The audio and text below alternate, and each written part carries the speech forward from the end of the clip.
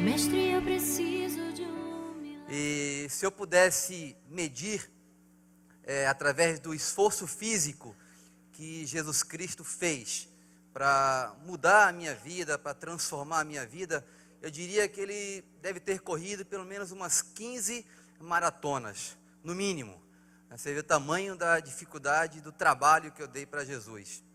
Mas por que isso? Bom, eu era uma pessoa adúltera. Jesus foi e transformou o meu caráter e restaurou a minha família. Eu era uma pessoa doente de saúde, realmente, tinha problemas graves. Jesus foi e curou, e me curou completamente a minha saúde. Eu tinha uma empresa, minha empresa foi de mal a pior, eu quebrei, eu fali. Jesus foi e restaurou as minhas finanças.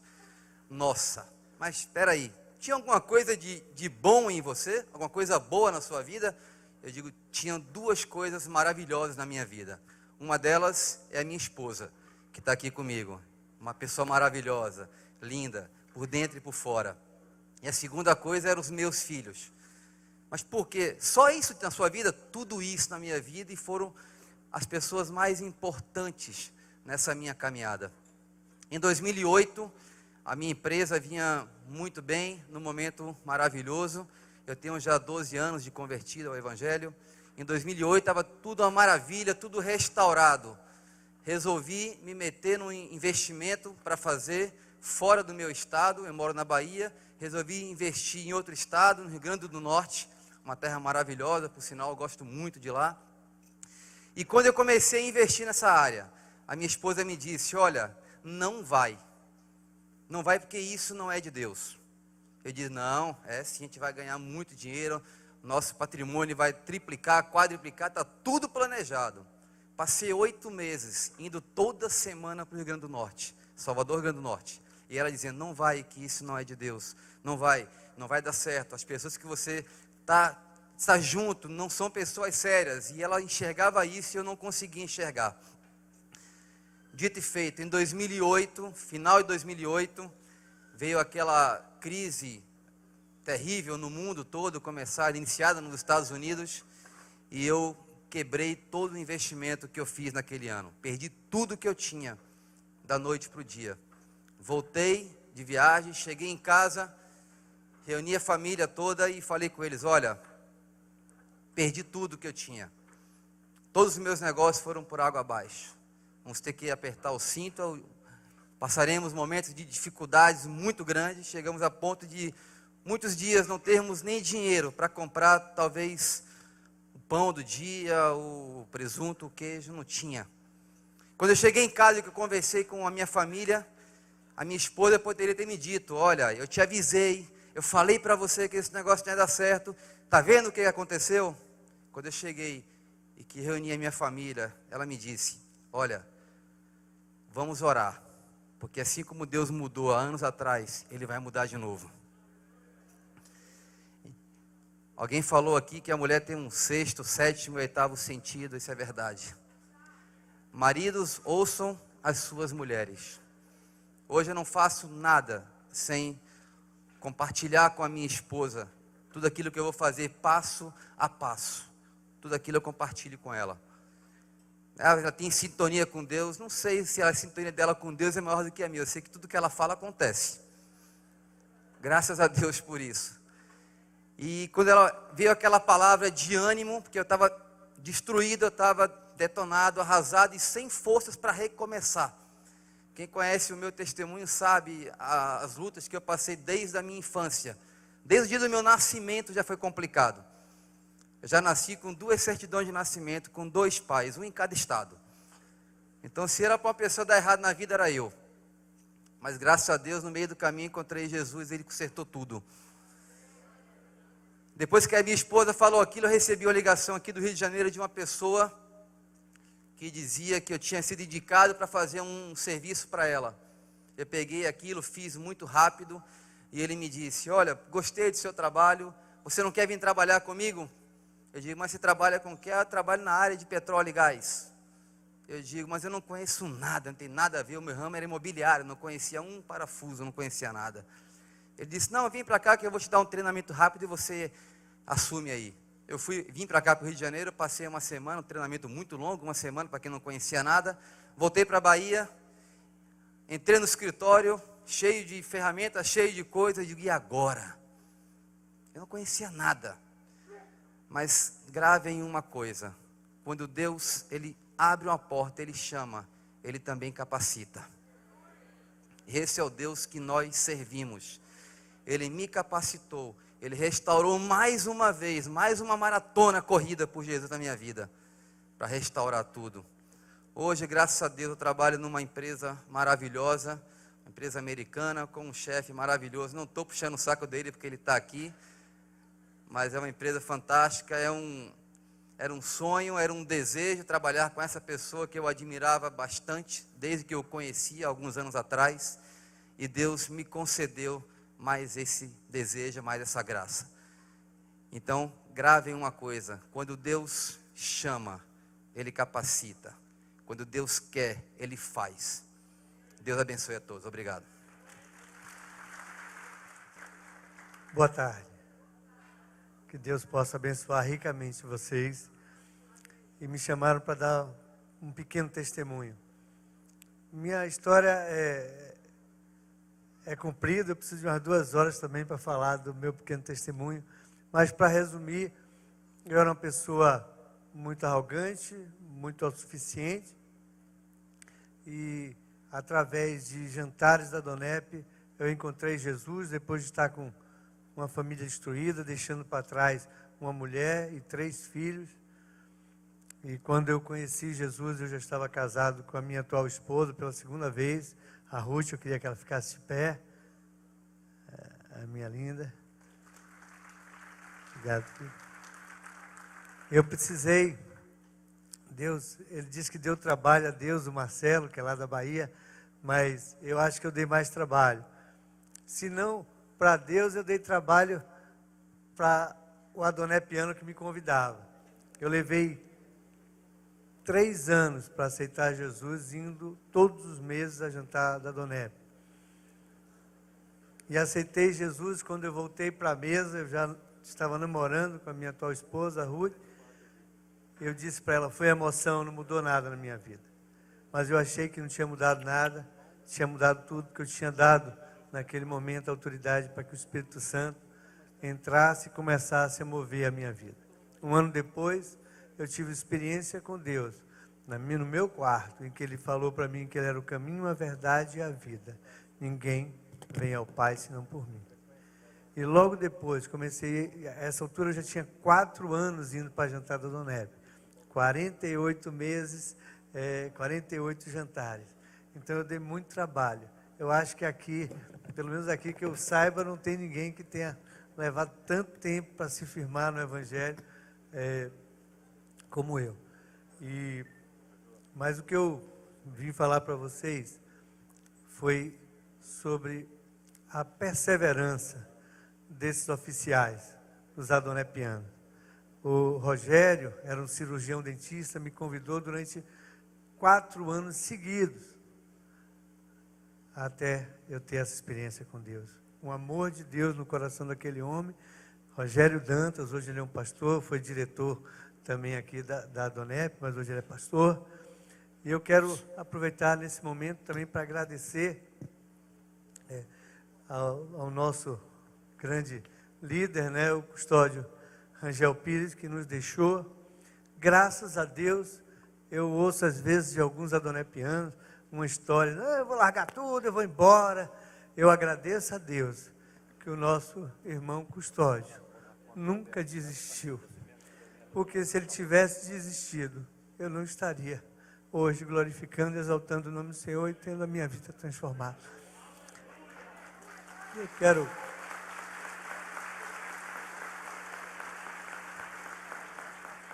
aproveitar para agradecer aos fiéis escudeiros, né, do irmão Custódio, a Rosane, que desde o princípio ela traduzia as revistas, porque não tinha revista Voz aqui, ela saía traduzindo, não havia testemunho. Há 30 anos atrás, Custódio, nosso irmão e querido líder, começou esse trabalho com 60 anos de idade. Eu conheço gente com 50, como eu estou, 54 anos, já pensando em aposentar e ficar quieto. Ele com a vida arrumada, financeiramente bem, começou com 60 anos a fazer esse trabalho. E olha o fruto desse trabalho, desse homem de Deus. Quero agradecer. Agradecer a Altomir por esse carinho que está sempre aqui do nosso lado, nos ajudando. Francisco Rangel também sempre nos dando apoio, sempre com carinho. Quero falar de 2 homens que eu aprendi a amar, que é o Délio e o Sérgio Raposo, 2 guerreiros, 2 homens de Deus que eu tenho buscado, aprender muito com eles. Quando eu não quero faltar com as pessoas, tem tanta gente que eu tenho aqui para agradecer. No escritório, o nosso escritório que funciona com tanto carinho também, do Crenilson, que quando o Délio está lá fora e começa, eu quero fazer uma perna para cá, uma perna para lá, para voar, para fazer contatos, para abrir capítulos da Donep, lá no exterior, e o Crenilson sempre de boa vontade, está resolvendo os problemas. Todo o escritório da Donep.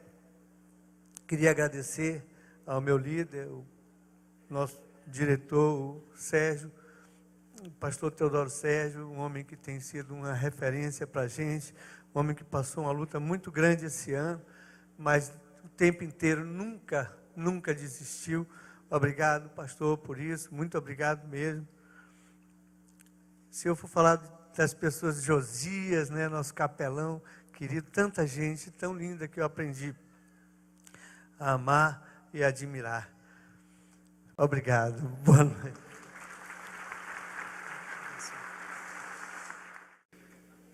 Queridos, a Donep tem muitos ministérios. Ministério da Revista Voz, o ministério de nós, homens de negócios, com os jantares, as mulheres com chás. Mas há um ministério muito especial na Donep, que é o Ministério de Presídios.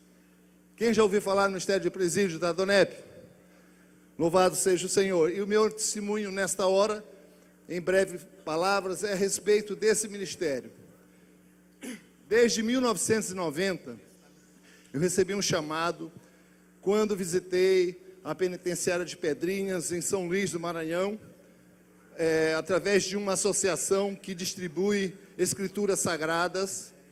E lá Deus falou ao meu coração para ficar visitando e acompanhando o trabalho evangelístico da minha igreja naquela instituição penitenciária. O que eu fiz até o ano de 1997, quando fui trabalhar na cidade de Imperatriz, como juiz de direito da 3ª Vara Civil naquela cidade, bem distante, 640 quilômetros da capital. Então eu passei a coordenação daquele trabalho evangelístico de capelania para outro irmão da Assembleia de Deus, um presbítero. E então Deus prosseguiu com a obra ali na capital. Enquanto estive na peregrinação no caminho, no iter profissional de magistrado, a cidade que chegava abria um capítulo da Donep. Isso aconteceu em Barreirinhas, Grajaú, Presidente Dutra, e ao chegar em Imperatriz já existiam 2 capítulos. Ali me agreguei com os irmãos e ajudei nesse trabalho. No ano passado, atuando no capítulo 103, novamente Deus fala ao meu coração para integrar-me no Ministério de Presídios da Donep. Eu quero dizer para vocês que no período em que estive acompanhando o trabalho evangelístico naquela casa de prisão, sempre que vinha ao Rio de Janeiro na convenção, eu encontrava com um adonepiano de saudosa memória, Valci Alves, que tinha um ministério com presos aqui no Rio de Janeiro, chamado Libertos em Cristo. Então eu fazia a Donep e fazia também esse trabalho, E aí visitei muitas penitenciárias aqui no Rio de Janeiro, inclusive Bangu 1, 2, sistema penitenciário fechado. Estive com escadinha, com gordo, né? O gordo fez aquela ação cinematográfica que retirou escadinha da Ilha Grande de helicóptero. Isso foi realmente impactante para os órgãos de segurança desse país. E agora, a Adonep quer também investir pesado no Ministério de Presídios. Nós acreditamos que esse ministério, que é um ministério de impacto, de ação social, porque restaura o homem completamente. Veja que é verdade que a alma do ser humano, ela é igual diante de Deus, quer o homem preso, quer o homem liberto, tem o mesmo valor da alma dessa pessoa. Mas o impacto social na restauração da vida de um criminoso, de um homem que está integrando organizações criminosas e que causam, digamos assim, um prejuízo social muito grande, a conversão deste homem tem um impacto social dobrado. E por isso é tão importante investir na ressocialização desses homens. E que vejam, o Brasil hoje tem a 4ª população carcerária do mundo. São mais de 500 mil presos. Estados Unidos em primeiro lugar, depois Rússia, depois China e Brasil vem em quarto.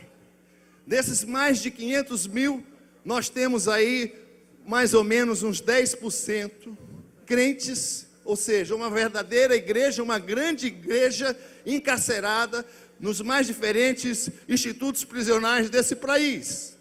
E os nossos irmãos estão lá, convertidos, aceitaram Jesus, têm testemunhos maravilhosos, que podem e devem ser contados, para que outros também possam ser restaurados e, assim, ressocializados, sejam devolvidos à sociedade.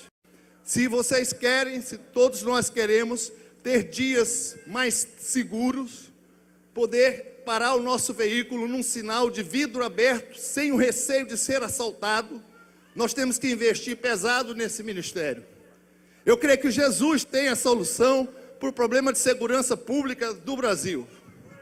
Eu creio que em Jesus e através desse ministério, desta associação, muito podemos fazer para contribuir a esta causa, de reduzir o índice de criminalidade a níveis suportáveis e diminuir essa população carcerária tão grande no nosso país. Poder realmente contribuir com um trabalho de ação social, um trabalho de grande magnitude. Vejo que os senhores empresários podem aderir a esta causa através do projeto do Conselho Nacional de Justiça, chamado Começar de Novo, em que, com egressos do sistema penitenciário, ou aqueles que estão em regime semiaberto ou aberto, que podem trabalhar fora, não é? E que de noite recolhem-se para cumprir a sua pena, essas pessoas, uma vez que passam pela avaliação dos órgãos de segurança, elas podem trabalhar nas vossas empresas. Os adonepianos podem contribuir de duas maneiras: ajudando nessa ressocialização através da oferta de emprego e aderindo no Ministério de Presídio. Cada capítulo deve ter o seu núcleo, o seu ministério de presídio fortalecido. Quem nos dá esse exemplo é o irmão Custódio Rangel, em memória, de saudosa memória, que nós vimos o exemplo de vida dele, em que o Ronaldo tentou sequestrá-lo. E o que fez o irmão Custódio? Foi visitá-lo no cárcere. Irmãos, Jesus fala ao nosso coração: lembrai-vos dos presos como se estivessem presos com eles. Romanos 13, capítulo 3, primeira parte. Então o exemplo do irmão Custódio é muito forte para nós. Está vivo este exemplo. O homem, o seu algoz, seu pretenso algoz, que queria sequestrá-lo e matá-lo, e que Deus não deixou, escondeu o veículo do irmão Custódio. Ele foi, recebeu um livramento daquele ato de sequestro. Depois, ao saber do fato, o irmão Custódio foi visitá-lo na cadeia onde ele se encontrava. e ofereceu emprego para aquele homem. E este homem está até aqui, parece que na livraria, no presente momento, é Ronaldo, muitos conhecem, é hoje um homem de Deus restaurado, a exemplo de homens de Deus, do tempo que a gente fazia essa capelania lá em Pedrinhas. Hoje a gente pode encontrar com Dacivaldo, Raimundo Melo, Pastor Lima, da Assembleia de Deus, que eram detentos, homens que puxaram cadeia de 11, 12 anos, e hoje são servos do Senhor, são pastores e líderes. Dê uma salva de palmas para Jesus. Louvado seja Deus. E eu peço, para encerrarmos, que a gente fique de pé, e quero nesse momento fazer uma oração aqui, para que Deus abençoe esse ministério de prisões na Adonep, e assim a gente encerra louvando a Deus por essa oportunidade que nos foi aberta nesse momento. Vamos orar, irmãos, acreditando que Deus pode fazer isso, mudar a realidade deste país, transformar muitos criminosos. Há ainda organizações atuando dentro de presídios, organizações essas fazendo muitas ações com grande prejuízo à sociedade, com muita preocupação para os órgãos de segurança. Vamos orar. Pai Celestial, em nome de Jesus, nós nesse momento intercedemos por essa causa, clamando a Ti, que Tu possas, ó Deus, derramar a Tua bênção, a Tua unção sobre cada capítulo, cada local onde tem institutos prisionais, para que ministérios e presídios também sejam foco de atenção para os presidentes de capítulo.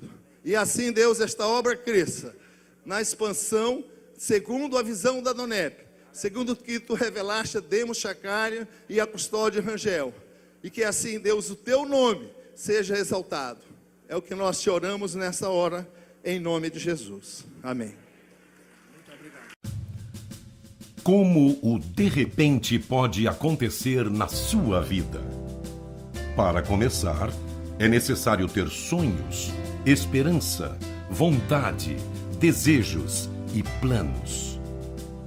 Um desejo fraco traz resultados fracos. Um desejo ardente traz resultados ardentes. Assim como pouco fogo produz pouco calor. Jesus disse em Marcos 11, 24: Tudo o que quiserdes, orando, crendo que recebereis, vos será concedido. Junte ao seu desejo ardente a fé. A fé se desenvolve baseada na palavra de Deus, repetindo, afirmando continuamente. Com as palavras de repetição, você leva ao seu subconsciente, onde a fé se instala e traz os resultados desejados. A mulher do fluxo de sangue repetia continuamente: se eu tocar nas suas vestes, serei curada. Marcos 5, 28. De longe avistou o homem que tem o poder para dar a vida e restaurar a esperança já perdida. Seu coração amargurado se alegrou e entrou no meio da multidão e nas vestes A de fé Jesus agrada a Deus. Hebreus 11, 6. Todos os pensamentos combinados com o desejo ardente, a fé, baseados na palavra de Deus, se transformam no seu equivalente físico, porque você passa a crer que já recebeu o que pediu a Deus. A persistência leva ao sucesso. Persistência é o resultado do hábito. O pior inimigo do ser humano é o medo. A Bíblia o chama de espírito que não procede de Deus. O de repente acontecerá na sua vida quando você implantar de propósito pensamentos baseados na palavra de Deus, juntando-se a isso a imaginação. Imagine que já recebeu. Veja com seus olhos. Pense que você já possui. Tenha uma fé tão forte que possa tocar. Toque com suas mãos, assim como Abraão, o pai da fé, tocou na areia do mar, nas estrelas do céu. Imaginava que assim seria sua descendência.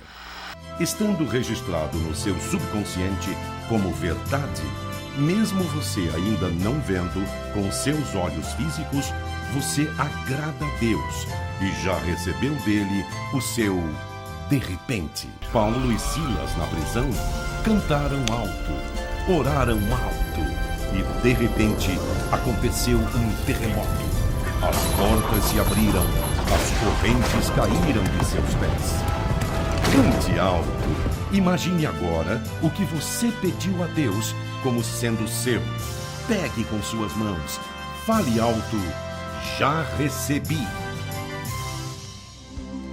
Que valeu a pena tocar em Jesus. Um milagre aconteceu ao tocar em Jesus. Quem tem fé pode agora tocar em Jesus. Vai receber a cura ao tocar em Jesus. Quando aquela mulher em suas vestes tocou, dele saiu virtude, curada ficou. Um milagre acontece ao tocar em Jesus. Pela fé você pode agora tocar nas vestes de Jesus.